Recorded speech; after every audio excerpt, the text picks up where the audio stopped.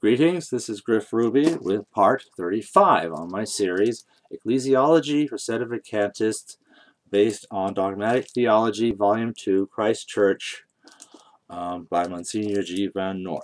Picking up exactly where we left off, page 114, we now begin Assertion 3. The Church's infallibility extends to the general discipline of the Church. This proposition is theologically certain.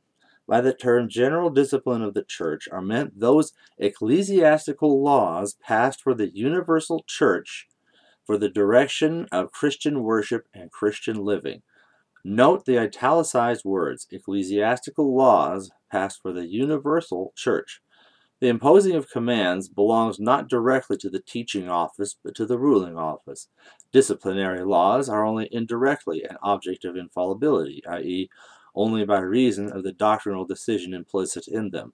When the Church's rulers sanction a law, they implicitly make a twofold judgment. One, this law squares with the Church's doctrine of faith and morals, that is, it imposes nothing that is at odds with sound belief and good morals. This amounts to a doctrinal decree. And two, this law, considering all circumstances, is most opportune. This is a decree of practical judgment. Although it would be rash to cast aspersions on the timeliness of a law, especially at the very moment when the Church imposes or expressly reaffirms it, still the Church does not claim to be infallible in issuing a decree of practical judgment. For the Church's rulers were never promised the highest degree of prudence for the conduct of affairs. But the Church is infallible in issuing a doctrinal decree, as intimated above, and to such an extent that it can never sanction a universal law which would be at odds with faith or morality, or would be by its very nature conducive to the injury of souls. So there you go. It's one thing to make minor subtle adjustments to, for example, the Mass, as had been made leading up in some of the years leading up to Vatican II. Some of these changes are undeniably ill-advised. But there was nothing in any of those changes leading up to that time that were actually contrary to faith or destructive of faith or morals. But after that time, the changes rapidly accelerated, so you had the bare fact of sudden concatenation of a lot of very rapid and obvious changes, followed by right afterwards with the introduction of the Novus Ordo itself, which of course, the massive destructiveness of faith that resulted from that. As you can see, the Church is by its very nature incapable of sanctioning a universal law, and it was a universal law that was at odds with faith and morality, and by its nature conducive to the injury of souls. See, the Novus Ordo was a universal law that was at odds with faith and morality, and it was by its very nature conducive to the injury of souls.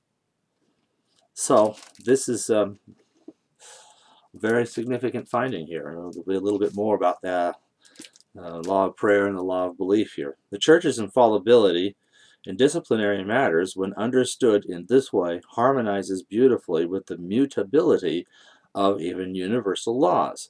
For a law, even though it be thoroughly consonant with revealed truth, can, given a change in circumstances, become less timely or even useless, so that prudence may dictate its abrogation or modification. Proof.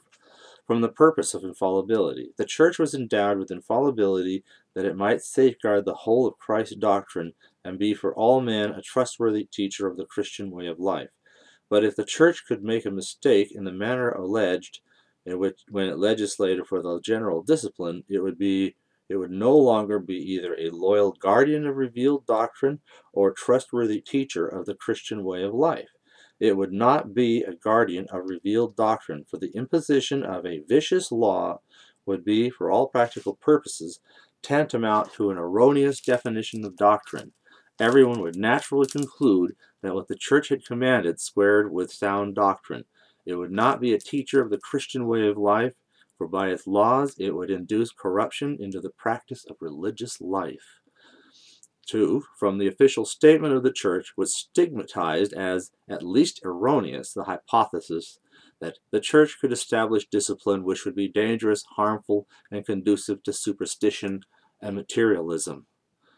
But as we see in the Novus Ordo, superstition, definitely. How, what else married itself better to the such local Ooga Booga traditions as Santeria and so forth? You couldn't do that with the Catholic Mass, but the Novus Ordo, Santeria is just another one of the many, many flavors the Novus Ordo comes in.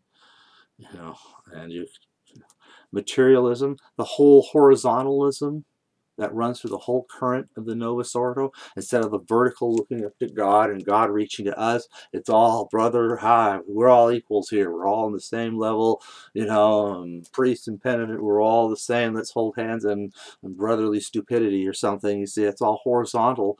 That's materialism.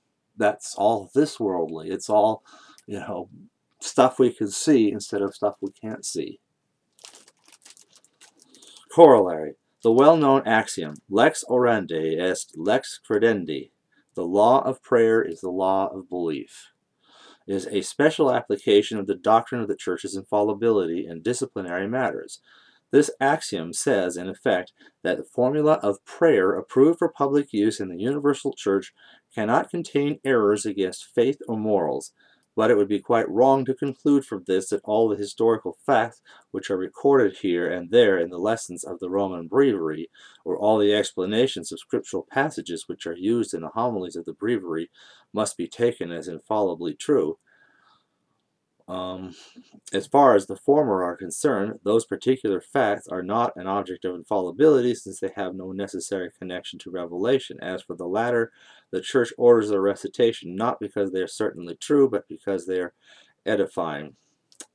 Although, I think they can probably find good reason to conclude down the pike road, I think, that in fact such materials would be a reliable source of doctrine, because, and I don't know how he didn't figure this one out, because when you think about it, if you allowed something that wasn't, let's allow something to be edifying but not true and stuck inside an official liturgy, let's say, then what you really have is something that's not true. Somebody discovers it's not true. Ooh, the Church lied to us. So I don't, you really would have to be, if not actually infallible, it would have to be something that would be at least at all times reconcilable to the true doctrine. So I think that much could absolutely be guaranteed, because otherwise, all the same reasoning they apply to everything else would apply to that as well. But of course, and that gets back to, again, why did they change everything? Because they were a new and different church, and the changes were their way making their distance from the Catholic Church. It's the same reason every other sect and schism and heresy that has ever arisen, they all change stuff because they want to say, we've got something you don't have, so people should come to us so they can get these special new inside secretive things that only we have, you see.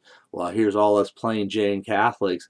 All we've got is what the Church has always had from the beginning, nothing more, nothing less, nothing other. I guess for some that gets boring. Well, they can be bored with God. Doesn't speak well for people that would want to go for the new thing, does it? Oh well, that's it for that. Thank you.